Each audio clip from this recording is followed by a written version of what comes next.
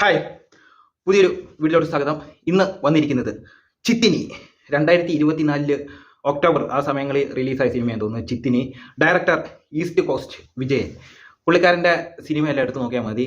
ഇപ്പം stage show ആയാലും cassette ആയാലും എല്ലാ പരിപാടിയും സിനിമയായാലും പുള്ളിക്കാരൻ തന്നെയാണ് റൈറ്റിങ്ങും ഡയറക്ഷനും പ്രൊഡ്യൂസറും എല്ലാം. അതാകുമ്പോൾ വേറെ ഒന്നുമല്ല, നഷ്ടപരിഹാരം സ്വന്തമായിട്ട് സഹിച്ചാൽ മതിയല്ലോ, കൊടുക്കേണ്ട ആവശ്യമില്ല. അതുകൊണ്ടാണ് പുള്ളിക്കാരൻ എല്ലാ മേഖലയും കൈകാര്യം ചെയ്യുന്നത്. ഈ പടം 2024 പ്രിവ്യൂ ഷോ ഉണ്ടായിരുന്നേ. പ്രിവ്യൂ ഷോ, ആ ഷോ കഴിഞ്ഞിട്ട് പ്രിവ്യൂ ഷോ മാത്രമേ ഉള്ളൂ. അത് കഴിഞ്ഞിട്ട് നേരെ പെട്ടിക്കകത്ത് കയറിയതാണ്. അതിനുശേഷം ഇപ്പം മനോരമ മാക്സിലാണ് OTT റിലീസ് ചെയ്തത്.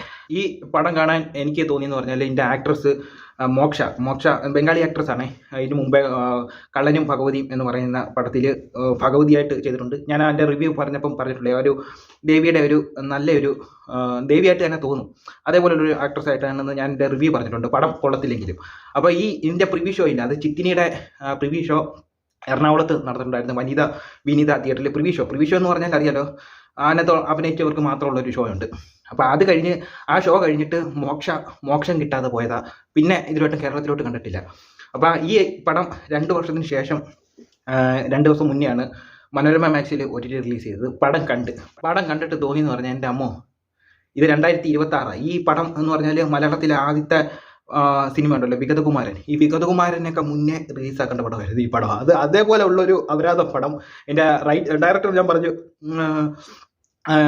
East cost Vijayan. പുള്ളിക്കാരന് നഷ്ടപരിഹാരം ഒന്നും കൊടുക്കേണ്ട, പുള്ളിക്കാരൻ തന്നെയാണ് ഇതിൻ്റെ പ്രൊഡ്യൂസറും ഒക്കെ. അപ്പോൾ അത് കഴിഞ്ഞ് ഇതിൻ്റെ റൈറ്റിംഗ് ആയിരിക്കുന്നത് KV അനിലും ഈ ഈസ്റ്റ് കോസ്റ്റ് വിജയനും കൂടെ ചേർന്നാണ് ഈ അപരാധം എഴുതി പിടിപ്പിച്ച് വെച്ചേക്കുന്നത്. അപ്പോൾ അതിൻ്റെ തുടക്കം തന്നെ നോക്കുവാണെങ്കിൽ ഒരു ഭക്തിഗാനമാണ് കാണിക്കുന്നത്.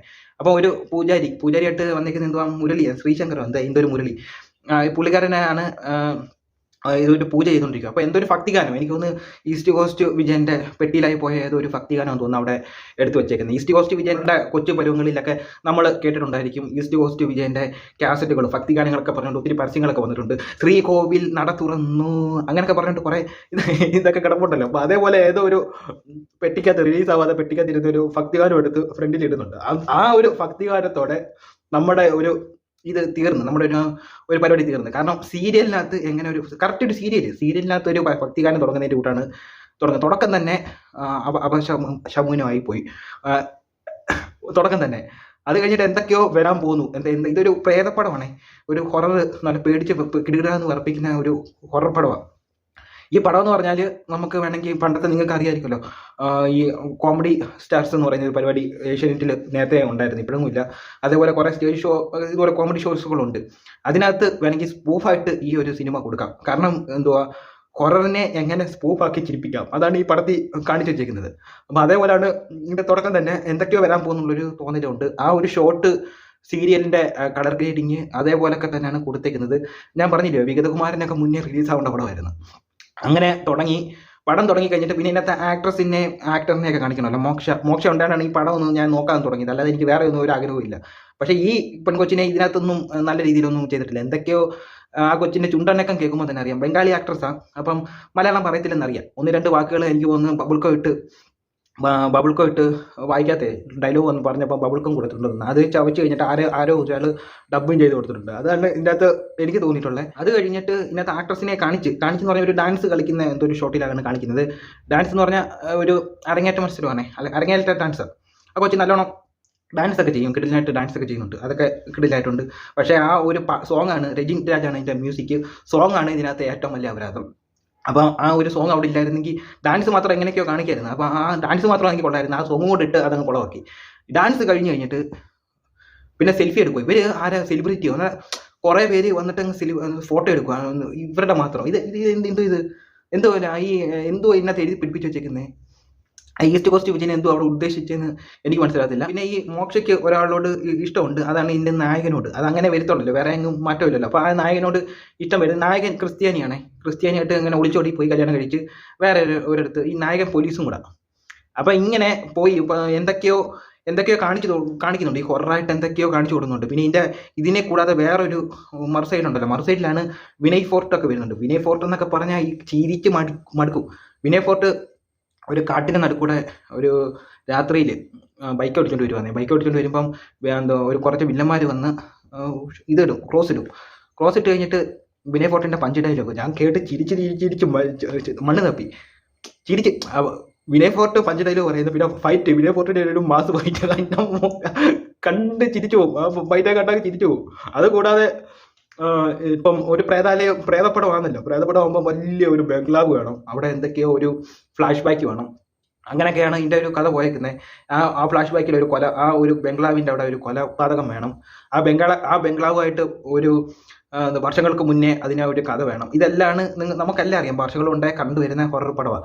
അപ്പം ഇതിൻ്റെ അകത്ത് വില്ലന്മാരെന്നൊക്കെ പറഞ്ഞാൽ ഭയങ്കര കോമഡിയാണ്. ഇതിനകത്ത് ജോണി ആന്റണിയെയാണ് കാണിക്കുന്നത്, വില്ലൻ റോളിന്റെ കൂട്ടൊക്കെ കാണിക്കുന്നത്. ജോണി ആന്റണിയെ കാണുമ്പോൾ നമുക്ക് പേടിക്കണം, പുള്ളിയുടെ വയറ് കണ്ടിട്ടാണ് പേടിക്കേണ്ടത്.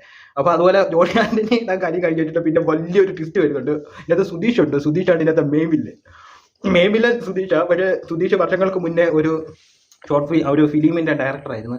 അപ്പോൾ ഇതിനകത്ത് ആക്ട്രസ് ഒരു ദിവസം വരാതിരിക്കുമ്പോൾ പുള്ളിക്കാരനെ ചെയ്യേണ്ടതെന്ന് പറഞ്ഞാൽ വേറൊരു ആക്ട്രസിനെ വെച്ച് അത് ഷൂട്ട് ചെയ്യണം. അങ്ങനെ ഒരു തമിഴെത്തിയായിട്ടുള്ള ഒരു സ്ത്രീയെ കൊണ്ടുവന്ന് ഷൂട്ട് ചെയ്യിപ്പിക്കുന്നു. അങ്ങനെ ആ ഒരു സ്ത്രീക്ക് അഭിനയിക്കാൻ അറിയത്തില്ലെന്ന് പറഞ്ഞുകൊണ്ട് ആ സ്ത്രീയെ ഒരു ഷോട്ടാന്ന് പറഞ്ഞുകൊണ്ട് കളിപ്പിച്ച് തൂക്കിക്കൊല്ലുന്നു, തൂക്കി മരിപ്പിക്കുന്നു. ഇങ്ങനെയാണ് ഇവരുടെ ഈ സുധീഷ് വില്ലനാകുന്നത്. അങ്ങനെ ചെയ്യാനായിരുന്നെങ്കിൽ ഈ സിനിമയ്ക്കകത്ത്, അതായത് ചിത്തിനിക്കകത്തുള്ള മുക്കാൽ ആക്ട്രസ്മാരെയും ഇങ്ങനെയാണ് ചെയ്യേണ്ടത്. കാരണം ഒരുത്തന്റെ മുഖത്ത് പോലും ഡയലോഗ് ഡെലിവറിയും വരുന്നില്ല, മുഖത്ത് എക്സ്പ്രഷനും വരുന്നില്ല, ഒന്നും വരുന്നില്ല.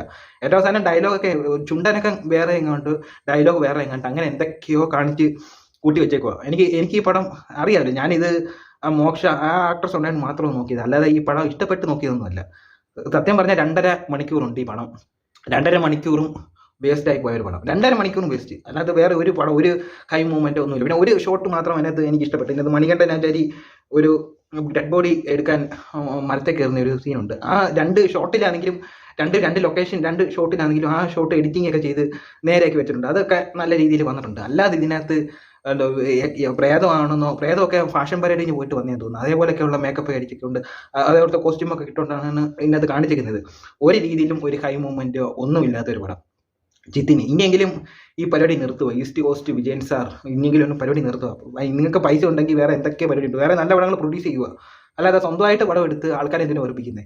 അതേ ഉള്ളൂ എനിക്ക് പറയാൻ. ഒരു ഹൈ മൂവ്മെൻറ്റും ഇല്ലാത്ത ഒരു അപരാധം പടം, ഈസ്റ്റ് കോസ്റ്റ് അപരാധം. അപ്പോൾ ഇത്രയേ ഉള്ളൂ. അടുത്തൊരു വീഡിയോ ആയിട്ട് വരുന്നവരെ ബൈ.